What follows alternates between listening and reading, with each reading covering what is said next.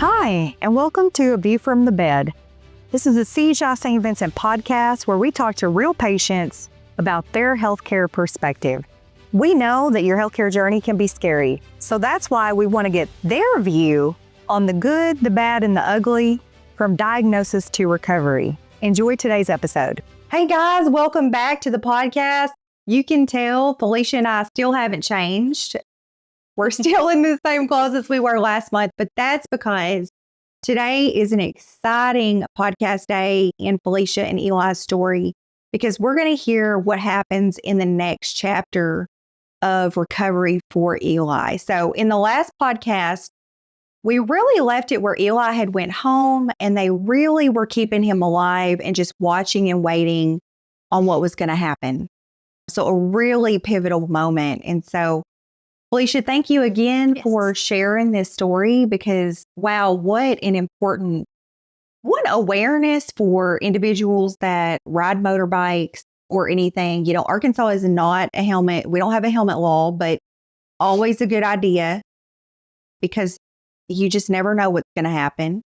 Also, too, you know, the importance of having medical staff around you when you go home with someone that really cannot fend for themselves at the moment and is still on a vent, and having the right resources, but also having a prayer life and really listening to that gut intuition that God gives you.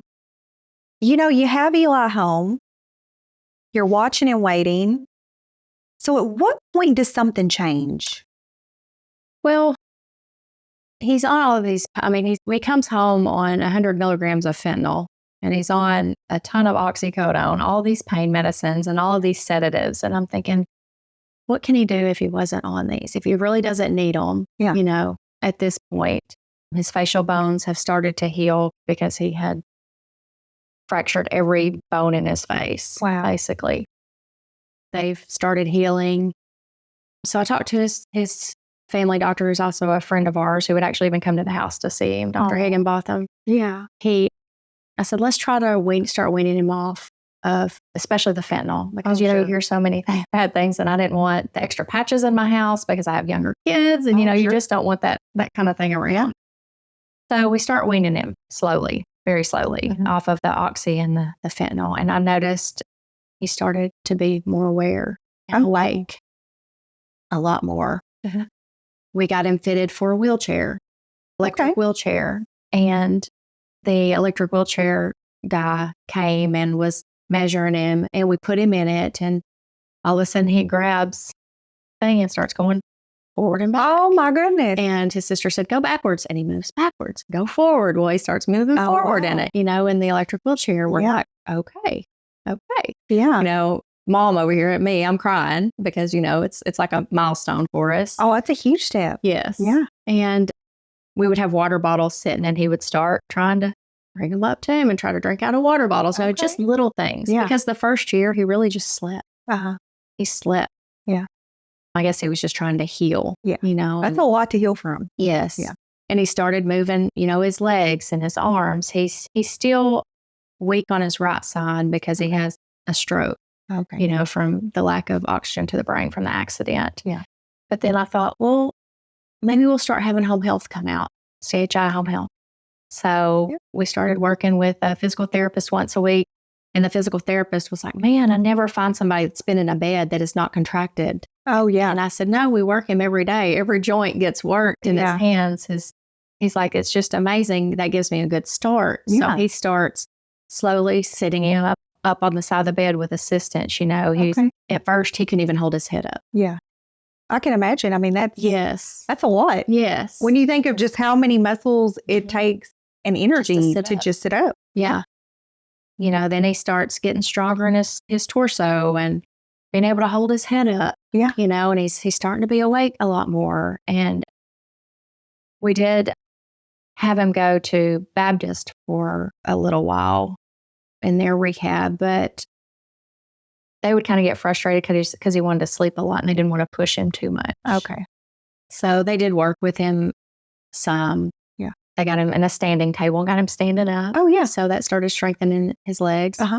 When he got home, I got him a bicycle that he rides with just his legs and his recliner. We've got a recliner that kind of lifts. And so he'll go. And at first, I would just go a little bit. But now when it stops, because it's motorized, he kicks it back in. Okay. And I'll tell him, yes. Yeah. I'll say, hey, if you're going to walk, you need to keep going. Yeah. And he'll look at me and he'll just start going,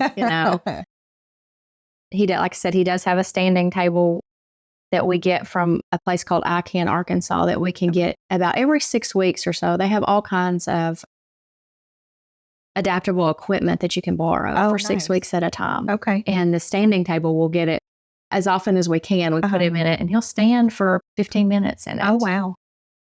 Those are really cool. Yes. I mean, those devices where you can put them in it and, they're not fully holding their own weight, but it allows them to feel the simulation of standing by themselves. Yes. I mean, it supports them. It fully supports them, but it gives them, and we give him extra things to do on the desk, like bounce a ball at us back and forth. Oh, yeah. Just something that he's doing 2 things at once to try to get that brain working a little more. Now, at this point, can he talk at all? Well, 2 weeks ago, he got his trach out. Okay. Finally. Good. We did go to CHI and Compass over here off Hampton Ferry. They are amazing. Amazing. They have BG, occupational therapists, that reached out to us and said, hey, we could help him. Oh, and I had no idea that they were even over there. Oh, yeah. He helps several TBI patients. He's the only one in the state that's trained in this certain way to take care of TBI patients. Yeah.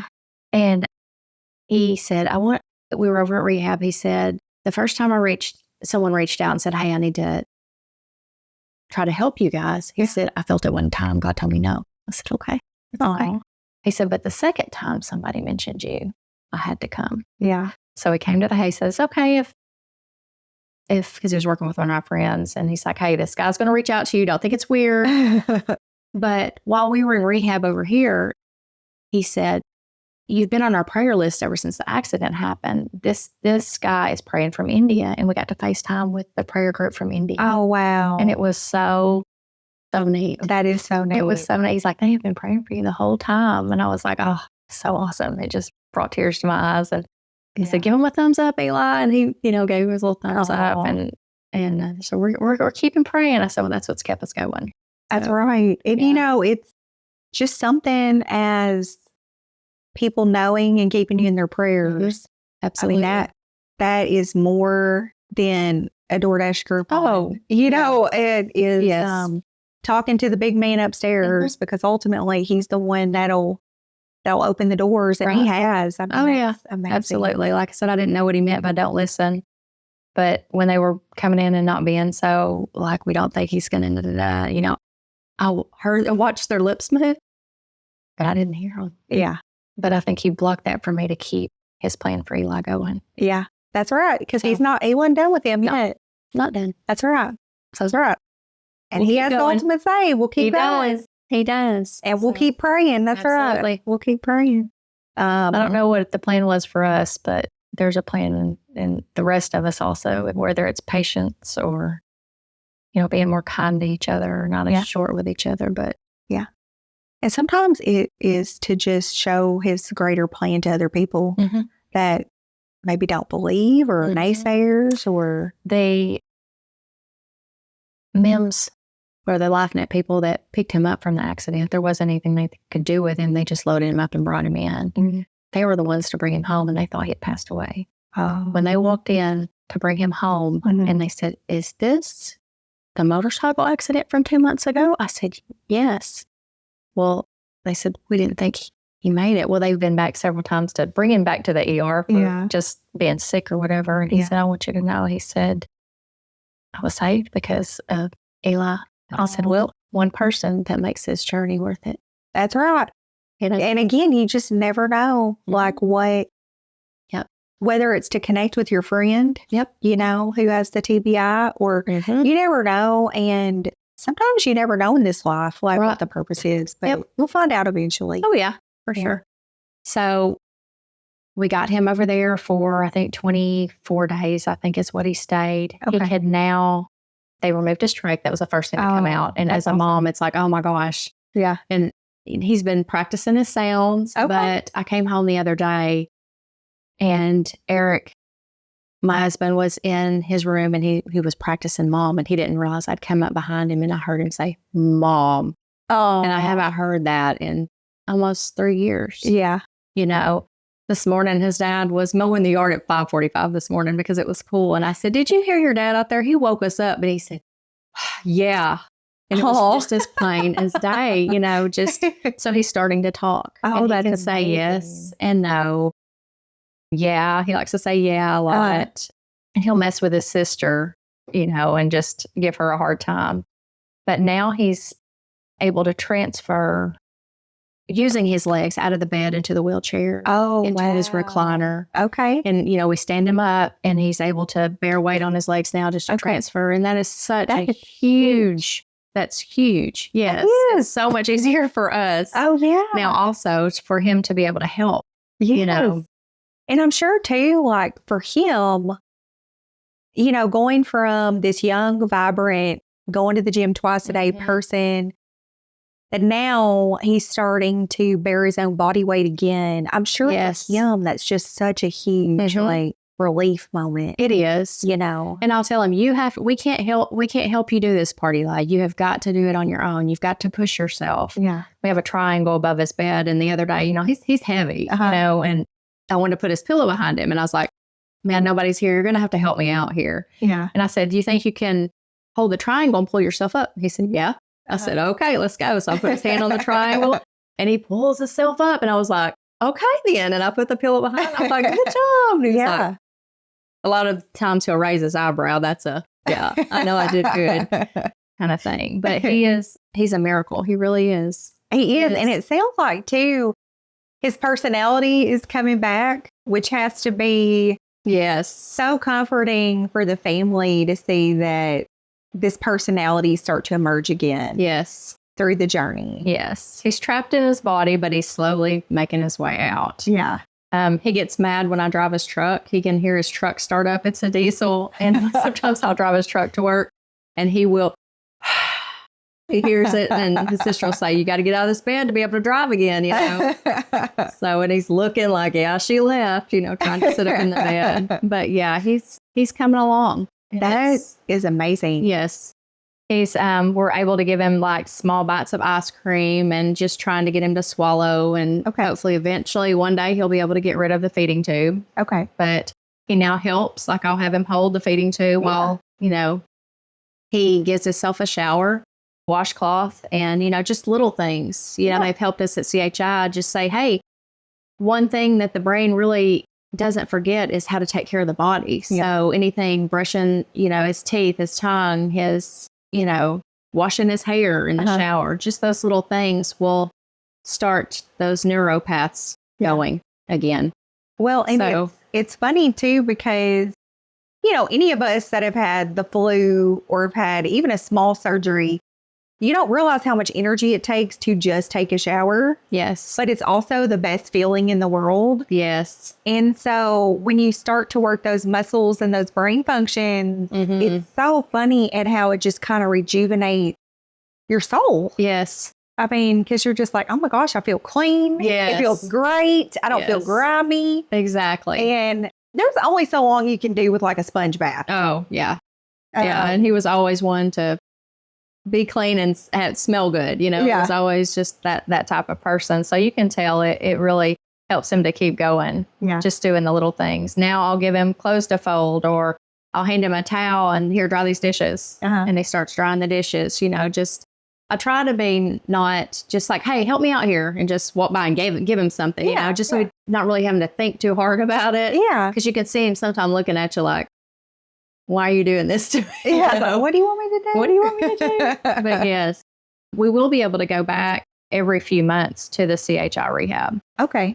Anytime he kind of gets a little muscle weakness or something reverts a little bit, we're able to go back. And that's something we're going to be, I told them, they didn't want us to leave last time. And it was so sweet. And I was like, we'll be back. Yeah. We'll be back.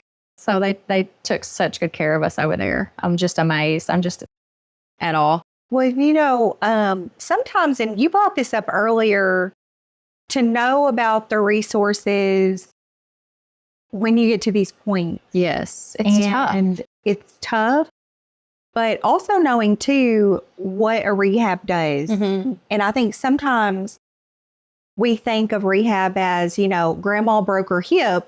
She's going to go to rehab for a few weeks or 6 weeks. But we don't think about these young, previously healthy adults that need to go to a rehab to get you back to where you need to be. And I think your story's great, and Eli's is because it changes the mindset of what rehab is and can do. And they say, like, after 2 years, rehab is null and void and that's not true in traumatic brain injuries. It's proven with Eli. He's doing things every day. Yeah.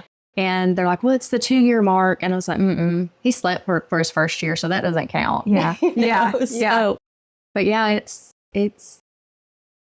a miracle. It really is. It is a miracle. I mean, I'm just blown away with your story. And when I first heard about your story, and I'll be honest, I've kind of tracked your journey because the man behind the camera has known about your story and has shared it throughout your journey. Yes. And when he said, do you want me to ask her if she wants to do a podcast? I'm like, yes, I do, because your story isn't just one of healing, but it's one of hope. It's one of faith. It's one of just, honestly, grief. Yes. And what a beautiful moment in time that you're at with Eli. Absolutely. Absolutely. We're just going to keep going from here. Yeah. We're not done. His story's not done. His story's not done. And your story as a family isn't done. What has this journey done for you guys as a family? Made us more appreciative of each other. Don't take each other or any of your family for granted. Yeah.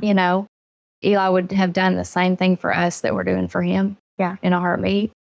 We're definitely close. I mean, we're it sounds like extremely close. We've always been close. Yeah. But this, it makes you really close. A wonderful bond, and just gives you hope and hope in humanity anyway, because even our community, it's a small community. We live in Malvern. The community has been amazing. My work family's been amazing. My friends, you do find out who your true friends are, though. And that's one thing that you have to be okay with is not everybody will go through the journey with you. Yep. And that's okay. Sometimes I call it like God uses it as like a weeding period and then brings in new people. Oh, yes. And so he gives you what you need when you need it. And sometimes you have to let that natural progression kind of happen. Yes. That's okay. Made so many friends, even at CHI. A lot of the friends that took care of Eli in ICU were people he knew, and they didn't realize that's who he was in the accident. Like he's been boating with because a lot of the nurses over there were his age. Oh, yeah. And he's like, this is Eli. This is the guy we've been out on the boat with all the time at the lake. A lot of them were like, knew him. And that was comforting for me because I knew they would take care of him so well. And they did. Yeah. Your story is truly amazing. I mean, did you ever look at resources from like support groups or chat groups or anything? Did you ever tap into anything? Oh, yes. I actually have a friend that her son also has a TBI. Her name's Holly and his name's Terry Lee Anderson. And we're really close. We bounce ideas off of each other and share supplies. If one has extra this, we kind of share. Oh, yeah. There's Facebook pages for TBI support groups. Look for there even insurance support groups because sometimes insurance is a booger to deal with also. Yeah. There's support groups on Facebook for that. Yes, I have reached out. There's a TBI group out of Little Rock that I'm associated with also. That has to be a comforting fact because, you always hear about support groups for cancer, which are very important. Right. But sometimes you don't think of support groups for other things, such as traumatic brain injuries. Yes. And they can just be such a good solace to where you just don't feel alone. Right. And UAMS has a newsletter also that comes out, and they have a lot of resources also. Yeah. But Arkansas is lagging. as far as TBI support and TBI, just information. Yeah. For sure. Well, and I think the more people like you that are advocates for the recovery process can help to change that. Right. Because I know so many times we hear about the traumatic injury, Right. but it stops there. Mm-hmm. We don't hear about the 2 or 3 years down where the individual is making progress like Eli. Right. And the need for those continued resources. Absolutely. And so even if you don't have traumatic brain injury, tap into some of these and see how you can help. You might have a neighbor or someone at your church or someone in a group that maybe is going through something that you can't 100% understand it, but you can at least offer, a prayer or to mow their grass or, anything that kind of help lightens the burden. Absolutely. Absolutely. Just, sending a funny meme goes a long way. Oh, yes. Yes. I'm thinking of you. It means the world some days. Yeah. So, yeah. Because every day, I'm sure it's a roller coaster still. Oh, it is. Yeah. It is still. He still has frequent hospital visits. He'll, get a UTI or a pneumonia from, him being bedbound. Not really bedbound now. He gets up. But, but it's becoming less and less, which is good. That is good.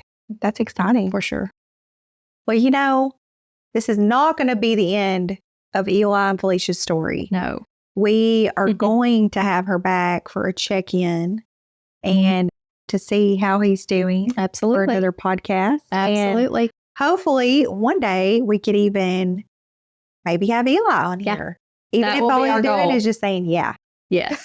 That will work. We can have him wash some dishes for us while we're here. Yes. Absolutely. Absolutely. But no, that is so exciting. And Felicia, you're just such a testament and a joy. And, we always say here on the podcast, this is a place for resources. Right. But it's also a place for hope.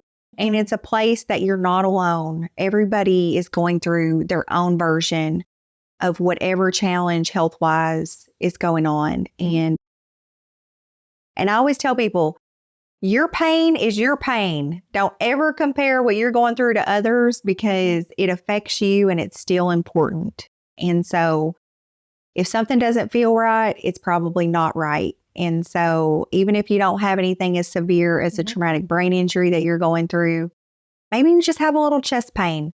Get it checked out. Talk to your doctor and pray about it, or find that solace that you use to kind of set your inner compass with yourself, because that is so important. And if Felicia and her family wouldn't have done that, who knows what Eli's outcome could have been. That's right. So, well, thank you so much. And like I said, we will have you back to just check in. I look forward to it. Going on. Absolutely. Okay. Well, give Eli a thumbs up. Tell him you'll have to show him the podcast. Sure will. Airs. Absolutely. And there's a whole slew of folks now praying for Eli's recovery. Absolutely. And we'll just make it a prayer chain. Yes. That's all right. Yes. Well, thank you so much, Thank Felicia. you. I appreciate it very much. And guys, you won't see us in these outfits next month. But who knows what we're going to be talking about. We bounce around, but they're always important topics to you and to us. And always, always, always, if you want to hear about something, leave us a comment on one of our YouTube videos about the podcast, about what you would like to hear about. So until next time, guys, we'll talk to you later. Thanks for joining us for today's episode of A View from the Bed, A Patient's Perspective. We hope that you found it helpful. We hope that it helped you make your healthcare decisions. We hope that it made you feel a little more comfortable with your own journey. And we hope that you'll join us next time.